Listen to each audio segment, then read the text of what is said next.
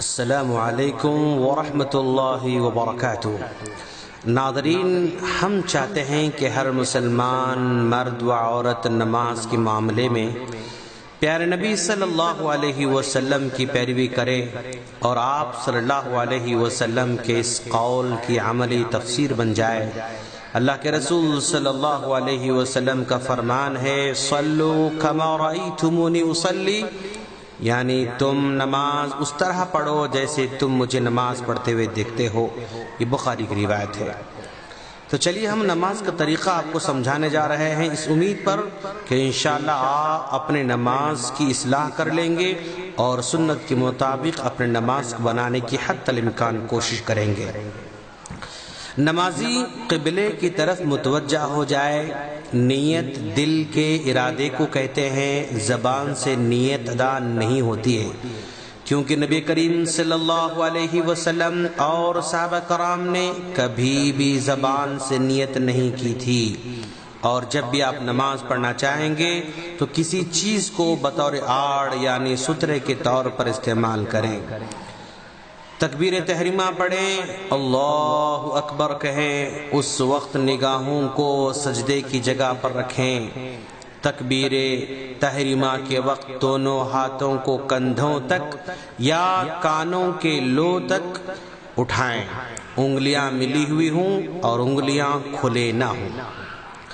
حالت قیام میں دونوں ہاتھوں کو سینے پر رکھیں، اور اس کا ثبوت ابن خزیمہ میں حضرت وائل بن حجر رضی اللہ تعالیٰ عنہ کی حدیث سے ملتا ہے، جس میں وہ کہتے ہیں کہ میں اللہ کے رسول صلی اللہ علیہ وسلم کے پیچھے نماز پڑھا تو میں نے دیکھا کہ آپ نے دونوں ہاتھوں کو سینے پر رکھا تھا۔ یہ ابن خزیمہ کی روایت ہے۔ اسی طرح مسند احمد میں بھی قبیصہ بن حلب کی حدیث میں سینے پر ہاتھ باندھنے کا تذکرہ ملتا ہے۔ اور پھر اس کے بعد دعائے استفتاح پڑھیں، یعنی سبحانک اللہم وبحمدک وتبارک اسمک وتعالی جدک ولا الہ غیرک، یہ دعا پڑھیں۔ اور اس کے بعد سورہ فاتحہ پڑھیں، چاہے امام ہو یا مقتدی ہو، اکیلے ہوں یا جماعت کے ساتھ نماز پڑھ رہے ہوں، کیونکہ اللہ کے رسول صلی اللہ علیہ وسلم کا ارشاد ہے، سورہ فاتحہ کے بغیر نماز نہیں ہوتی۔ لا صلاۃ لمن لم یقرأ بفاتحۃ الکتاب، یہ بخاری مسلم کی روایت ہے، جس میں بتلایا گیا کہ سورہ فاتحہ کے بعد کوئی نماز قبول نہیں ہوتی ہے۔ اور سورہ فاتحہ کے ختم کے بعد آمین کہیں۔ جہری قرات والی نمازوں میں اونچی آواز سے آمین کہیں اور سری نمازوں میں آہستہ آمین کہیں۔ پھر اس کے بعد قرآن مجید میں سے جو کچھ یاد ہو تلاوت کریں۔ حالت قیام میں نگاہیں سجدے کی جگہ رکھیں۔ تلاوت سے فارغ ہونے کے بعد تکبیر کہتے ہوئے رفع الیدین کرتے ہوئے رکوع میں جائیں۔ جب رکوع میں جائیں گے تو رکوع کی حالت میں سر کمر کے برابر سطح پر ہونا چاہیے۔ سر کو نہ زیادہ اوپر اٹھائیں اور نہ ہی زیادہ جھکائیں، بلکہ برابر رکھیں۔ ہاتھوں کو گھٹنوں پر جمع کر رکھیں اور گھٹنوں پر انگلیوں کو پھیلا کر رکھیں۔ رکوع اطمینان سے ہو اور رکوع میں یہ دعا پڑھیں، سبحان ربی العظیم، اور اس دعا کو 3 مرتبہ یا 5 مرتبہ یا 7 مرتبہ اس انداز سے آپ پڑھیں۔ حالت رکوع میں آپ اپنی نگاہوں کو سجدے کی جگہ رکھیں گے۔ پھر رکوع سے اٹھتے ہوئے رفع الیدین کریں اور سمیع اللہ لمن حمدہ پڑھتے ہوئے سر اٹھائیں۔ امام ہو یا مقتدی ہو، اکیلے ہوں یا جماعت کے ساتھ ہوں، یہ دعا ضرور پڑھیں۔ رکوع سے دوبارہ کھڑے ہو کر مقتدی اطمینان سے ربنا ولک الحمد پڑھے۔ پھر اطمینان سے تکبیر کہتے ہوئے سجدے میں جائے۔ سجدے میں جاتے ہوئے پہلے دونوں ہاتھوں کو زمین پر رکھیں اور بعد میں گھٹنوں کو رکھیں۔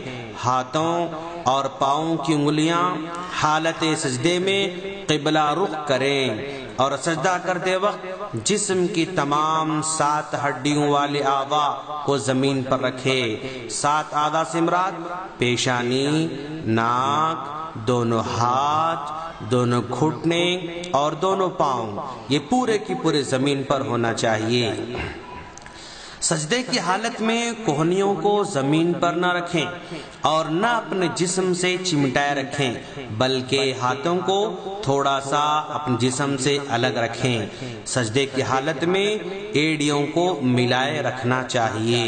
حالت سجدہ میں آپ سبحان ربی الاعلی یہ 3 مرتبہ، 5 مرتبہ یا 7 مرتبہ اسی انداز سے پڑھیں۔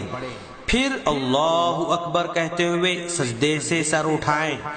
جب سجدے سر اٹھا کر آپ بیٹھیں گے تو بائیں پاؤں کو زمین پر بچھا کر اس پر بیٹھیں، دائیں پاؤں کو کھڑا رکھیں اور اپنے دونوں ہاتھوں کو رانوں اور گھٹنوں پر رکھیں۔ اپنے دونوں پیروں پر نہ بیٹھیں اور نہ ہی دونوں پیروں کو پھیلا کر زمین پر بیٹھیں، اور اطمینان سے دعا مانگیں، رب اغفر لی، رب اغفر لی، اللہم اغفر لی وارحمنی واہدنی واجبرنی وعافنی وارزقنی وارفعنی، یہ دعا پڑھیں۔ جب آپ بیٹھیں گے تو ایسے بیٹھیں کہ جسم کی ہر ہڈی اپنے اپنے مقام پر آ جائے، اطمینان کے ساتھ بیٹھیں اور یہ دعا پڑھیں۔ پھر اللہ اکبر کہتے ہوئے دوسرا سجدہ بھی پہلے سجدے کی طرح کریں اور سجدے میں سجدے کی دعا پڑھیں، اور اب سجدے سے سر اٹھائیں۔ دوسری رکعت کے لیے مکمل کھڑا ہونے سے پہلے چند لمحوں کے لیے ضرور بیٹھیں۔ اس کو جلسہ استراحت کہا جاتا ہے۔ یہ بیٹھنا مستحب ہے، اور دوسری رکعت کے لیے کھڑے ہو جائیں۔ زمین پر ہاتھوں کو ٹیک لگا کر کھڑا ہونا مسنون ہے۔ پھر اسی طرح دوسری رکعت پڑھیں۔ اگر مقتدی ہو تو امام سے سبقت نہ لے جائے، کیونکہ نبی کریم صلی اللہ علیہ وسلم نے اپنی امت کو اس طرح آگے آگے کرنے سے منع کیا ہے۔ سنت یہ ہے کہ مقتدی امام کے نقش قدم پر پیچھے پیچھے چلتا رہے، کیونکہ اللہ کے رسول صلی اللہ علیہ وسلم نے فرمایا، امام کو بنایا ہی اسی لیے گیا ہے تاکہ تم اس کی اقتداء کرو، امام سے اختلاف نہ کرو۔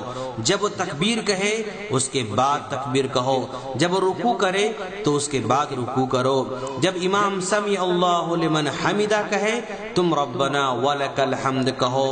سجدے میں اسی طرح امام کے بعد کرو، یہ بخاری کی روایت ہے۔ اب دوسری رکعت کے لیے کھڑا ہو جائے، جس طرح پہلی رکعت پڑھی تھی دوسری بھی ویسے ہی ادا کرے۔ 2 رکعت کے بعد تشہد کا مرحلہ ہوگا۔ تشہد کا طریقہ یہ ہے کہ دوسرے سجدے کے بعد اس طرح بیٹھا جائے کہ دائیں پاؤں کو زمین پر کھڑا کریں، بائیں پاؤں کو بچھائیں، دائیں ہاتھ کی سیدھی ران پر رکھیں اور بائیں ہاتھ کو بائیں ران پر رکھیں۔ شہادت کی انگلی کو کھول کر باقی تمام انگلیوں کو بند کریں۔ اس شہادت کی انگلی کو دعا مانگتے وقت ہلکا سا اشارہ کرتے رہیں۔ اسی طرح انگوٹھے اور درمیانی انگلی کا حلقہ بنا کر شہادت کی انگلی سے اشارہ کرنا چاہیے، بلکہ یہ سنت ہے۔ پھر تشہد پڑھیں۔ اگر 4 رکعت والی نماز ہو تو آخری تشہد میں بائیں پیر کو دائیں پیر کے نیچے سے باہر نکالیں اور زمین پر بیٹھ جائیں اور دائیں پیر کو کھڑا کریں، انگلیاں قبلہ رخ رکھیں۔ پھر آخر میں دائیں اور بائیں سلام پھیرتے ہوئے السلام علیکم ورحمۃ اللہ کہیں۔ ہم اللہ سے دعا کرتے ہیں کہ باری تعالیٰ تو ہم تمام کو سنت کے مطابق نماز پڑھنے کی توفیق عطا فرما اور ہمارے ٹوٹے پھوٹے عمل کو قبول فرما، آمین۔